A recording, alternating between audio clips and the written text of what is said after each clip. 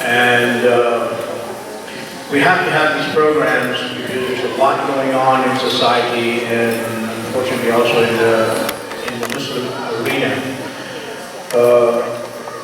Inshallah, without further ado, to briefly introduce our esteemed guests in our panel. First and foremost, we've got Dr. Arif Shoaib here. He's a psychiatrist and specialist in bipolar and anxiety disorders and depression. He's a handsome one sitting right here here. also. Right there. Raise your hand. Okay, so we also have Sister Bibi Khan here. She's an icon, founder of An-Nisa and the Hope Center. Bibi Khan. We also have Sheikh Mahmoud. He's the resident scholar, Imam at the ICA Masjid al-Salam. Inshallah, we welcome him as well. We have Amina Shab. She's a licensed clinical sociologist, social worker, and psychotherapist. She's also present here, inshallah. And we also have Dr. Fatima Hamdan. She's a psychologist, a mental health director at An-Nisa. Sheikh Tawfiq wasn't able to make it. I have to sit in his seat, and I'm on the shoes. So inshallah ta'ala, without further ado, this program is also being streamed on the ISGH, Facebook, and YouTube. So for those, if you want to, while you're sitting there and you got your ears up here, you can contact any of your relatives or anybody else that you know. We have to take advantage of this device here for the betterment, inshallah. So let us start, inshallah ta'ala, with the system. Yeah, I think I'm moderating. And you are, and the microphone is there for you. Okay. You can put it down if you like. Assalamu alaikum everyone. My name is Amina and inshallah I will be moderating tonight's event. And we will be talking about domestic violence and mental health and what it looks like. And we have all these esteemed guests, mashallah. And I'm actually a therapist at An-Nisa Hope Center. And I'm going to actually just go right into the questions. We had so many questions from the community about domestic violence, about mental health, so I had to kind of go through them and filter some out, and a lot of them were similar questions. So I'm going to actually start with, I'm going to direct questions to each one of you panelists, and I'm going to start with Sister Bibi. I want to ask you, what does domestic violence look like? What is it? Can you explain to us a little more about what domestic violence is?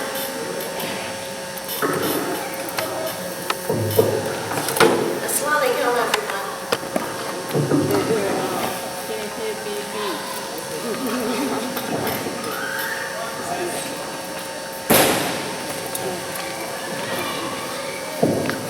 Assalamu alaikum everyone. Can you hear me?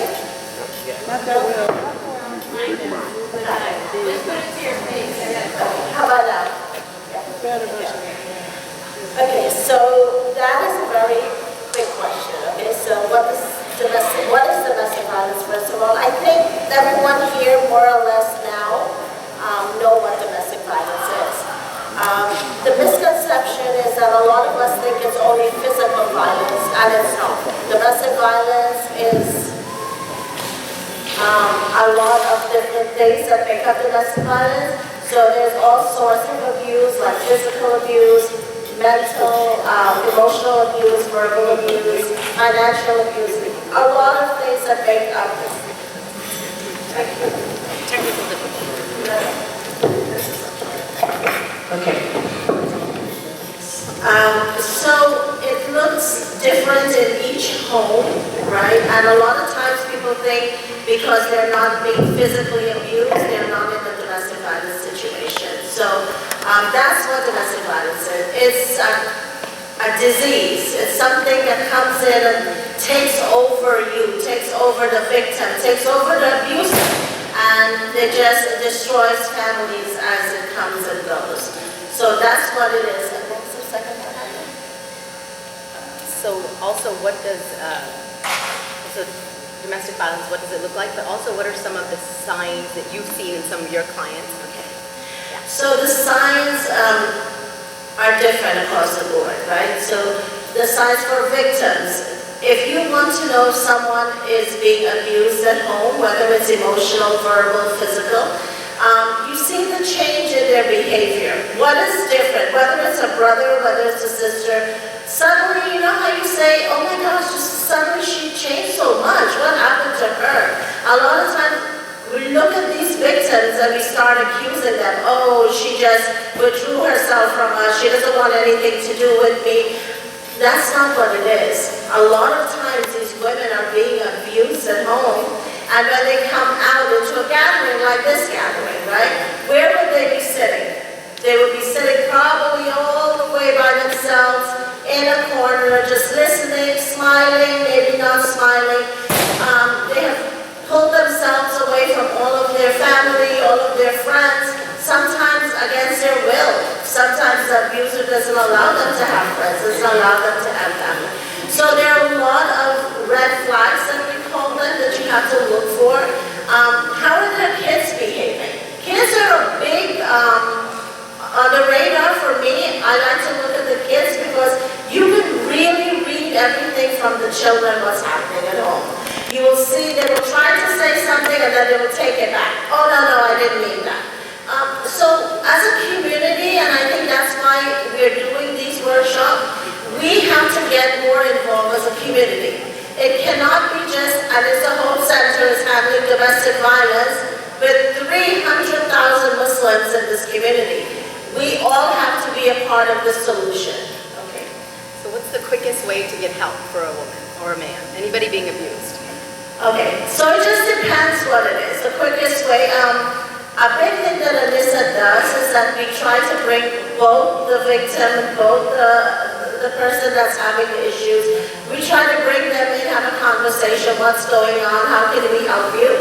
But both people have to be on the same page. They both have to want to get help in order to be helped, okay?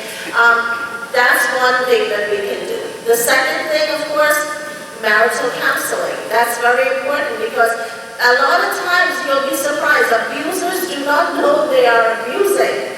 They themselves need help. So, you know, I mean, that's one thing we can do. Another thing is definitely, if you are in a dangerous situation, you definitely need to get help, right? And you can't call Alyssa and say, come and get me, I'm being beaten, because that's not our job. You need to call 911 if you feel you're in danger, and not like, you know, the masjid cannot help you. You know, Alyssa cannot help you. At that time, if you feel you're in danger, only that you have to call 911 and not us, right? Our job is to work through an issue. So if the woman feels that she cannot continue on, then what happens? We casework her, and maybe sometimes in the middle they decide, okay, we can make this work, right? Or maybe we have to go all the way in to get them separated.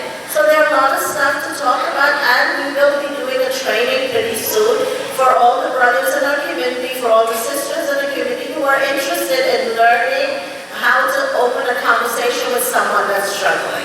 Okay, inshallah. Thank you so much, Sister Bibi. Now that we've kind of talked over that, what domestic violence looks like and where you can seek help, I'm going to ask Sheikh Imam Mamdou a question that was given to us by our community member. What should be an individual and community's role after learning about a family issue such as domestic violence instead of making it a topic of gossip in gatherings or on social media? And what are some ways to deal with domestic violence in Islamic, through the Sunnah? Bismillah, alhamdulillah, this is a whole lecture. I'll try to be brief, inshallah. Allah Azza wa Jalla says in the Quran, إِنَّ اللَّهَ يَأْمُرُ بِالْعَدْلِ وَالْإِحْسَانِ. Allah Azza wa Jalla orders each and every one of us with justice, and ihsan means, you know, excelling and doing more, لَكُمْ قَبْلِهَا. So the absence of ihsan will leave us with adl, justice, but the absence of justice will surely lead to injustice and will lead to transgression. And this is where the domestic violence will it, it comes in there. As I always say, with education you never go wrong.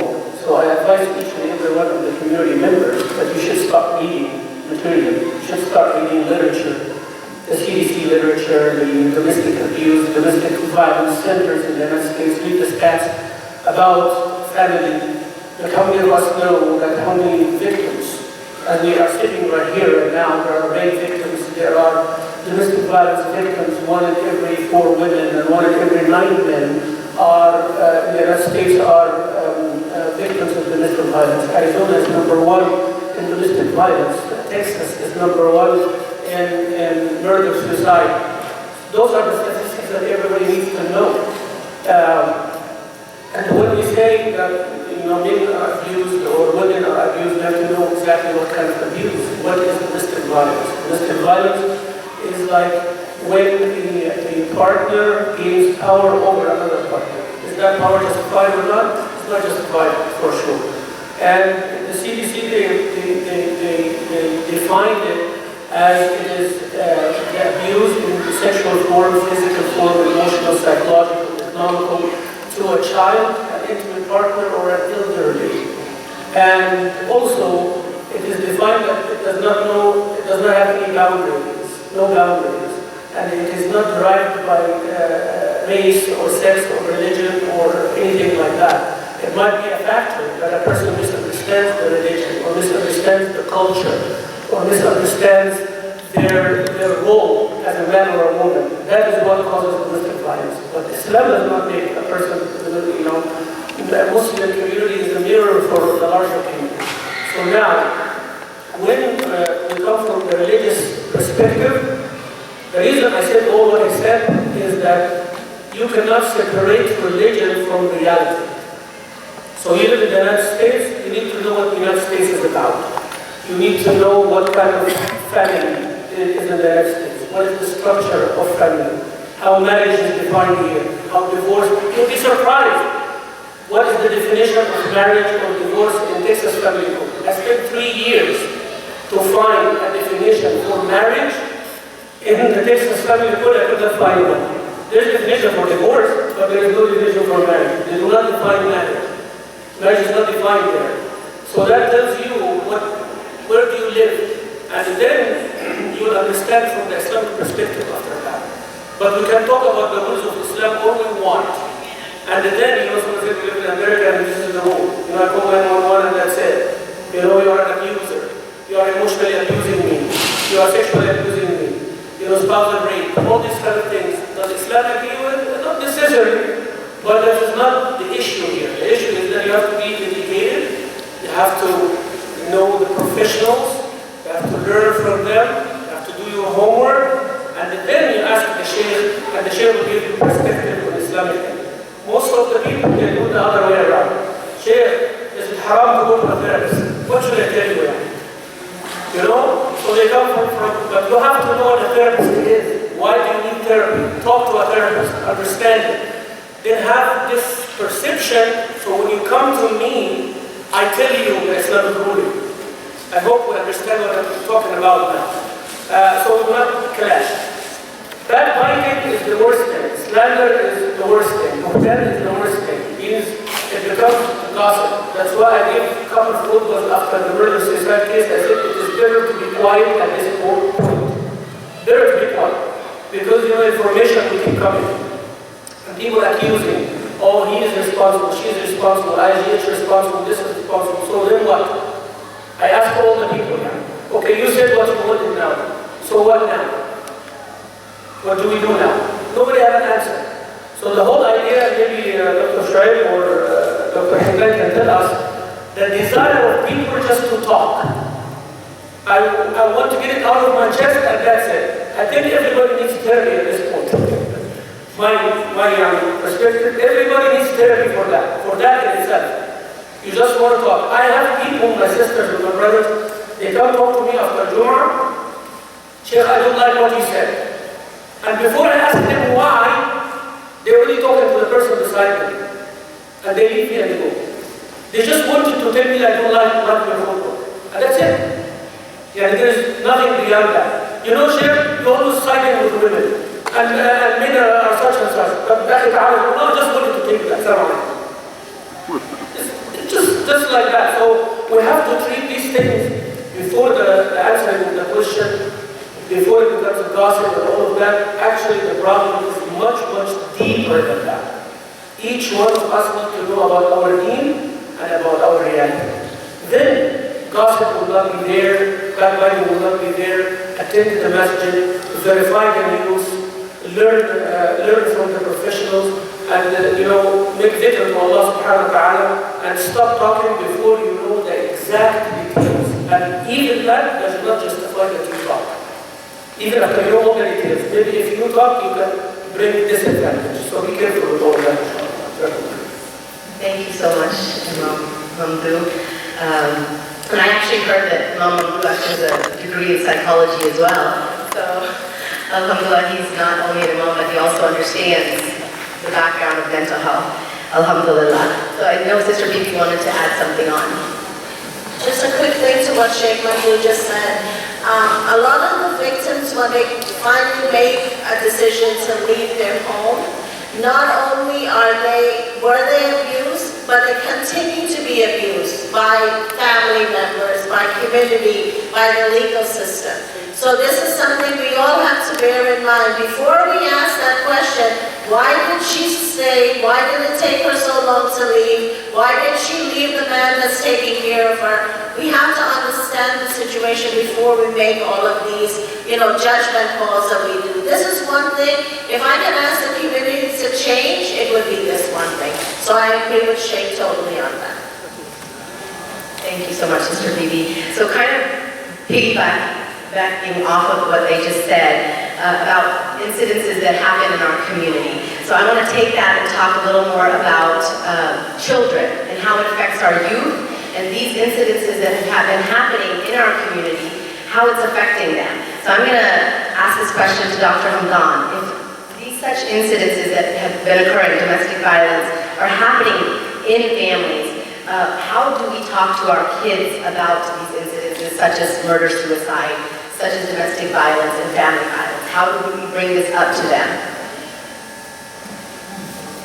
Technical questions. Assalamu alaikum, everyone.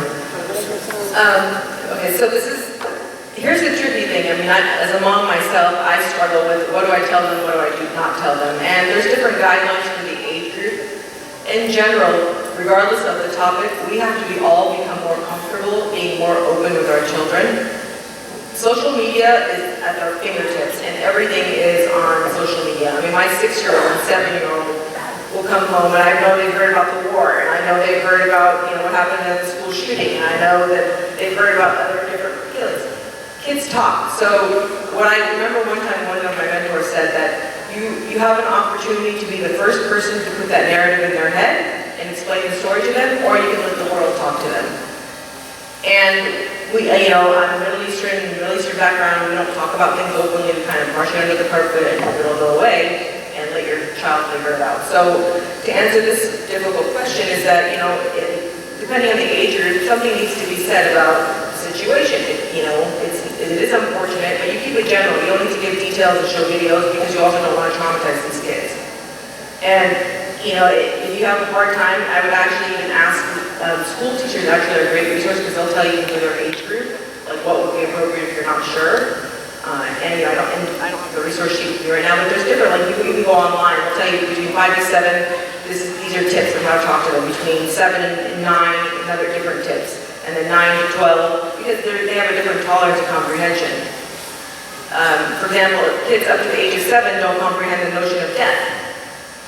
They think that actually something, if you tell them, oh, your cat died or your bird died, to them, they actually believe that this thing will come back to life. So their comprehension of death is because it's about understanding concrete objects. Their brain still doesn't understand things that are going to go away and never come back. So that's why it's important to understand also the developmental age of the child and how you're talking to them. But in the net, there's a lot of difficult conversations, difficult topics. We have to become a lot more comfortable and knowledgeable on how to talk to our kids because if we don't talk to our kids, the world is going to talk to them. Thank you so much, Dr. Hamdan. So going off of that question, I'm going to ask Dr. Arif Shuaib a question. about youth as well. So there's a rise in mental health issues and suicide amongst the youth. There was somebody that asked in the community, what's going on? Do you think it's just fear and stressors, or is it depression, anxiety?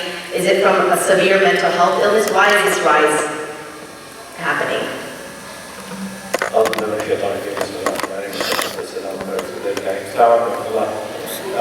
Before we jump into that, let me say a few things about things that we were discussing before, such as the signs that you're looking for in people who are being abused at home. So, for instance, like, somebody who recently moved into your neighborhood, or you see them in the masjid, you've never seen them before. So, what kind of things should actually make the red flags go up? It will be things such as people who don't want to actually invite you to their house, or they actually don't want to, go home. A lot of times children actually do those kind of things. So, those kind of things should kind of raise red flags that something is going on. Or sometimes these people show up with these injuries that are unexplained, and you ask them what happened. Oh, I fell down. Or something fell on my head. These are unusual things, and those injuries are places where even if they fell on their face, they could not get that kind of injury. And you're talking to your kids. Actually, like Sister said, nowadays kids have access to more information than we want them to. They actually know a whole lot more than we do, and then when we try to tell them that it's something that is not true, they will stop trusting us. So the first step, if a child comes and asks you a question, first thing is to ask them, what's going on? What do you think? What do you understand? And see how much they know. They didn't know a whole lot more than they should at their age, but you have to ask them that question, and then answer the question according to the information they actually have. Alhamdulillah, with our kids, we are very open, sometimes too open, but I would rather have that relationship than the relationship with the children are hiding things from us, or we are kind of filtering through with information. Because unfortunately about it, we need to fill the phone, everything is just open, Now, going back to your question about suicidality, actually suicidality rates have gone up substantially in children between 6 and 11. And these rates have gone up so much so that it has become an epidemic. It's not about having mental illness. It's about the stress that children are feeling these days that we didn't have. Honestly, growing up at that age, I didn't have to worry about being, AP classes and things like that. My parents were happy if I got a B. We expect our children all to have A's and top of the class. Sometimes we put our kids under stressful situations because we expect something from them, because we want to live through them, right? So I think it's important to let the children be children. But then again, coming from a house with domestic abuse or violence, these children, children are not stupid, okay? They are watching, they are listening, they are observing. Okay, if I don't want my child to act, badly and act out in anger, then I need to stop acting in my anger. And if I do something, then I should be big enough to be able to apologize to them. Say, hey, you know what, that wasn't all right on my part. And believe me, they will respect you a whole lot more for that. The other thing about, the suicide part is, unfortunately, mental illness is pretty prevalent. Depression is very common, bipolar disorder, other disorders are very common. So a lot of these children that are born in families where there is genetic predisposition, they are at high risk. And then you add the stress. They come home and they're hearing parents fighting, other bad things happening, things being thrown and people being hurt. It's very stressful for them. And children don't understand the finality, like Sister said. 5, 6, 7, they may do something, not realizing that it will kill them. And nowadays, most children that kill themselves, it's pretty lethal when they try to hang themselves. And there's a handgun in the house. About almost 50% of the cases have to do with using a handgun to kill themselves. So a child whose behavior is changing, first thing I would suggest is take it to see a therapist. Let them see a counselor.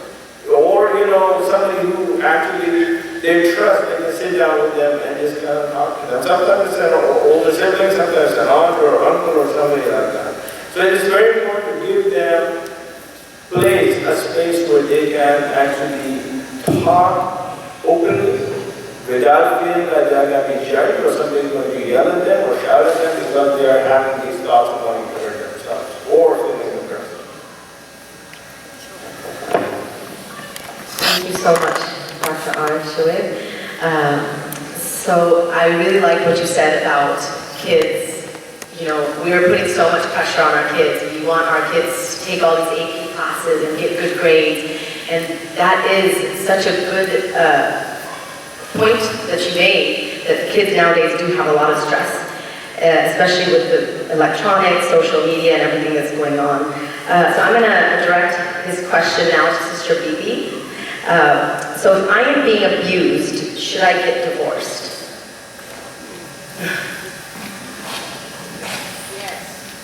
Okay, so this is a very loaded question, right? It depends on, I would say it depends on how much each party wants the divorce.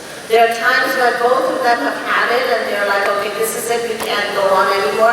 Definitely then you need to get a divorce, okay? Because if both of you don't want to work on your marriage, then there's no place to go, it's over. Now, if both parties, because again I'm telling you, a lot of people, abusers do not know they're abusing and victims do not know they're victims. So if they get some help and they're able to move through it, it's not an easy fix. It's a lot of hard work, it's a lot of counseling, it's a lot of case management. It goes on, and it can go up to years before you can actually fix it. It may never be 100%. Maybe you're lucky if you get to 60%, but you might want to, keep trying. Now, I would say if you are being physically abused to the point where you are scared, you're scared for your children are scared, then I would definitely say this is a time for you to start seeking consultation, maybe legal advice, case management, because now it's no longer safe in the home.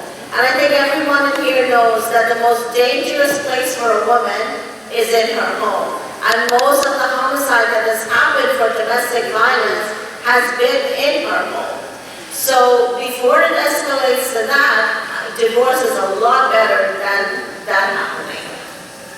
Can I make a comment? Yeah. Is that okay? Okay. Go ahead. Yeah, of course. Go ahead. Okay, so what just happened when the question was asked, from my experience, 25 years of experience, it's actually a huge problem in the community. I am abused, so get divorced, I heard a yes. Yeah, I heard a yes. Somebody said yes. And that actually happens on a larger scale in the community. A sister complained to a group of sisters saying, I'm abused. Oh, sister, you should get divorced. Here is the card for the lawyer. And they go and they make a mess. All right? So now, you have to know what is abuse. Is it emotional? And that sister really said, some of the people in this culture, they saw their parents doing that. So they are doing it. And many times, people talk to me, they quit, they stop, they realize. So when you say, yeah, go divorce, it's a big, be careful next time. Don't just say it like that. Be careful, consistent. Because this is a huge problem. Also, abuse, divorce is not a solution for abuse, because the person can stay stalking someone or go kill someone, like what happened after the divorce happened. You see, so you have to understand that as well. That, I'm abused, so I get divorced. Maybe the abuser will revenge after the divorce and kill the person, because they took half of their property or whatever. So just be careful, because as Sister Bibi said, it is a loaded question. Before you give advice, or before you jump to conclusions and say what is right and what is wrong, that is divorce or not divorce, seek help first. Seek help first. And listen, it's a dangerous situation. It's physical and all of that. Some people actually come to the judge and say, this is what is happening. I said, you cannot go back home, sister. I do, right? And you take them to a shelter or something. So, yeah, there are cases like that, but not every case is like that. And not every case there is somebody telling you abused means they are abused. And different lives. And sometimes it's just one incident. And sometimes people regret people make up, people, repent. So we have to be, extra careful with our responses, with our terminology, with our definition of things, and our plan of actions. Jazakumullah khair. Okay, so this is a loaded question. It's a very, very important one that if you can remember from tonight, if you walk away. Abuse is a spectrum. And as a licensed, marital therapist, one of the things in my training that we had to differentiate between is that there's two types in terms of categories. One is called situational abuse, and that is where basically the arguments get heated and, over time it escalates. You go from shouting and yelling to name calling to you just get so frustrated you throw something. And then there's something called characterological abuse. And characterological abuse is basically a bit more severe where the person is beating you significantly and you're in the hospital. Characterological abuse is very difficult to actually work with. Statistics show that it's about 5% of the population at best. The good news is 90% of the abuse falls under situational abuse, which can be actually helped because oftentimes the person doesn't even understand their internal triggers that are creating this. So even as a therapist, one of the things is that I try to unpack what type of abuse is this. Not all abuse is abuse, like in terms of just category of exit, there's the door. And we need to do a better job of educating ourselves and actually understanding our mental health and what are our mental issues that are actually creating this unhealthy behavior. And that's where the dialogue needs to start happening, is that we go to a doctor when we have a broken arm, but we don't go see a therapist when we actually have anger issues, or we find ourselves being criticized, or shame somebody, or maybe even throw something and we get upset. But we need to actually start looking at it. Science is advanced. Neuroscience is showing us a lot more what's happening in our bodies when we are getting angry, we're getting upset. The more you actually understand inside what's happening inside your body and you understand what the issues are, the more it is feasible to work on. And so I guess what I really want to say is back to what Sheikh Mahmoud and what you've been saying is that it's not one size fits all, and bleeding is not necessarily always the best answer. It actually sometimes can be a very bad answer, not because she's going to get killed, but because it doesn't solve anything. You still have to deal with this person, especially if you have children. And so you're just avoiding that problem. I have someone who's on marriage number 3, a couple that I'm working with, and he thought that he has a lot of traits that would be considered abuse, but he never worked on it. He just moved on to the next relationship. So like I said, there's a difference between situational abuse versus characterological abuse. There's also an importance of understanding your mental health issues and what your triggers are and why are you acting the way you do? Why is that person acting? It's not to justify it or be like, oh, that's why. No, but we need to start changing the conversation to be a bit more open so we can understand. There is a lot of science to support mental health, and a lot of everything I read, Sheikh Mahmoud is saying is that SNAP supports this. Just one quick thing I want to say. A big problem is that we get advice from people who have no idea what they're talking about. If your friends are not professionals, if they're not counselors, if they're not case managers, if you have a domestic violence situation at home, please do not go to your friends for advice, okay? You end up in a worse situation than you actually are. So that's why we're trying to educate our community, inshallah, in the next 6 months. That's all you will hear is educating, inshallah. Okay? Thank you so much, Sister Bibi. So now that we've kind of talked about the victims and survivors of domestic violence, what is domestic violence, I kind of want to go into the mental health aspect of perpetrators or people that are violent. So the next question is, how can untreated mental health disorders lead to violence? And this question I'm going to direct to Dr. Arif. All right, so that's a great question. What we need to understand that we are part of greater humanity. Mental illness, over here in the United States, actually, they look at it and put numbers on it, like this percent number of people will have bipolar disorder, which would be 1 to 2% of the population. So you multiply with the total population of the United States, you're looking at a huge number. So let me give you an example of bipolar disorder. Bipolar disorder is where people have difficulty controlling their emotions. It's not like, I'm upset, my team lost. Excuse me. It's much more than that. It is when people are, when they go high, when they go manic, they have too much energy, they don't need to sleep. They're constantly on the go. They're thinking fast, talking fast, moving fast. Nobody else can keep up with them. And it is not, when you talk about bipolar disorder or something manic, they're not always happy. Actually start with happy and then it turns into irritable, short fuse. These people destroy relationships.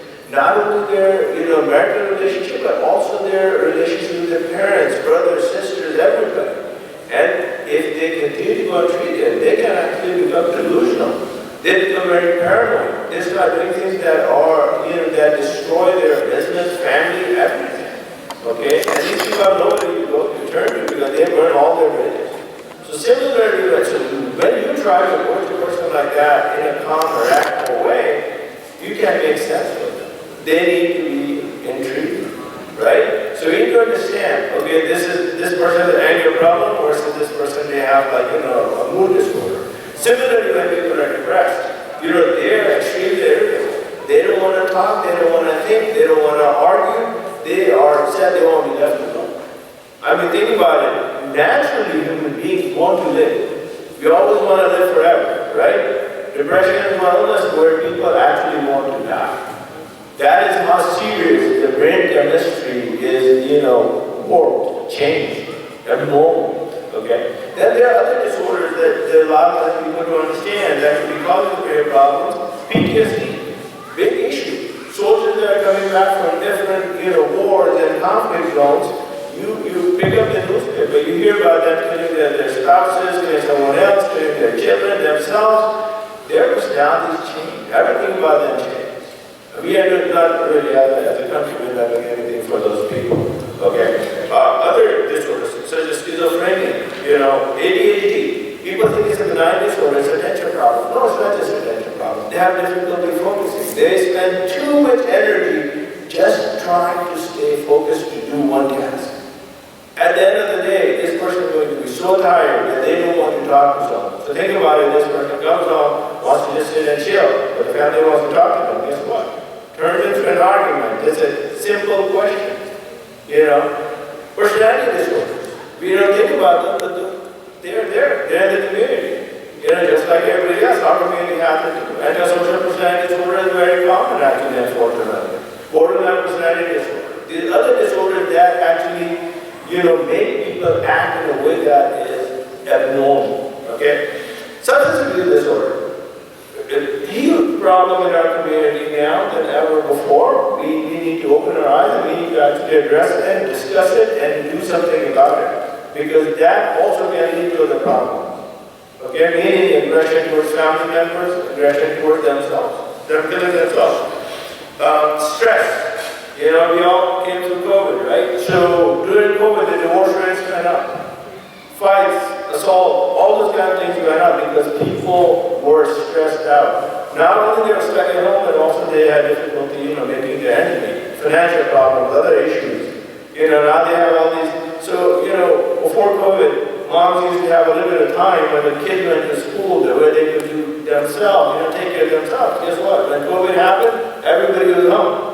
There was no downtime. There's like husbands at home, kids at home, husbands who usually would go to work and have their own time, maybe they don't have that. I mean, I'm not saying negatively, but that is the reality.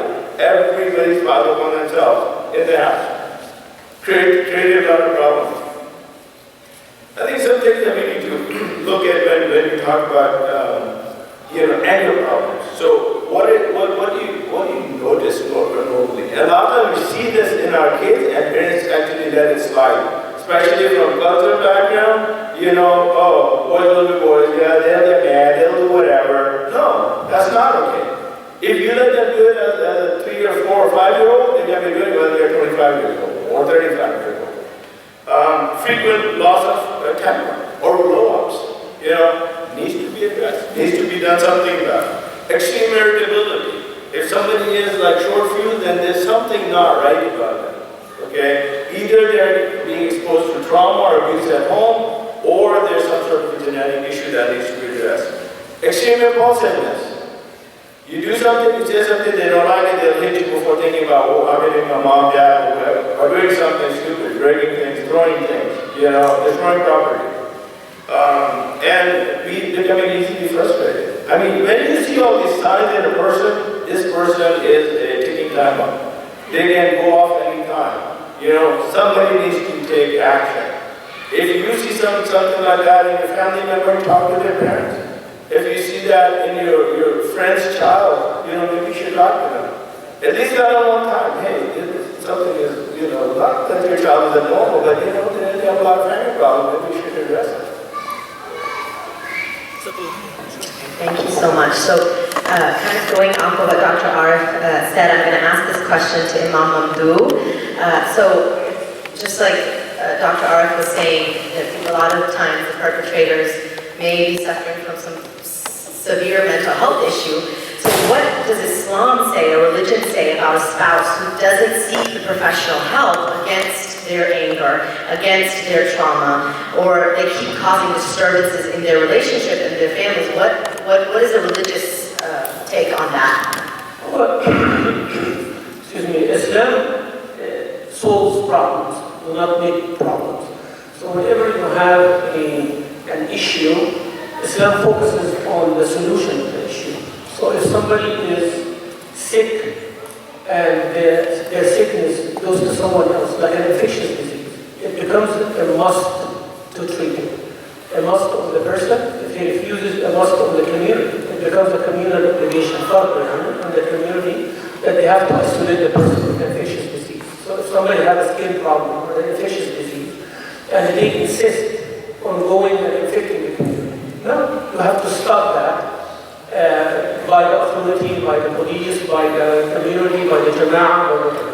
So you have to understand that, but we do not jump to that first thing, right? So first we talk to the person, then there have to be different types of intervention, family intervention, community intervention, leadership intervention, some you call a welfare check. There is now I know that there is a certain police number that you call, and those police officers are trained to talk to people who have psychological problem or something like that, and they feel that they are dangerous for themselves or the people around them. They're going to take them to a place that they will do. Some of their kids in the community, that was the solution for them. They will hurt themselves, self-mutilate, or they will break things in the house and all that, so the parents will call, and then those people will come and take the child for 10 days or 15 days or in a clinic or something like that to be treated, and then they come out. So Islam, of course, endorses that. So if the harm goes, the person will harm himself or harm someone else, it is not up to them to decide whether I should be treated or not. Now, how to apply that? You have to see the legal system, and you have to see what the masjid should do, what the organization should do, and that is more of an executing what we should.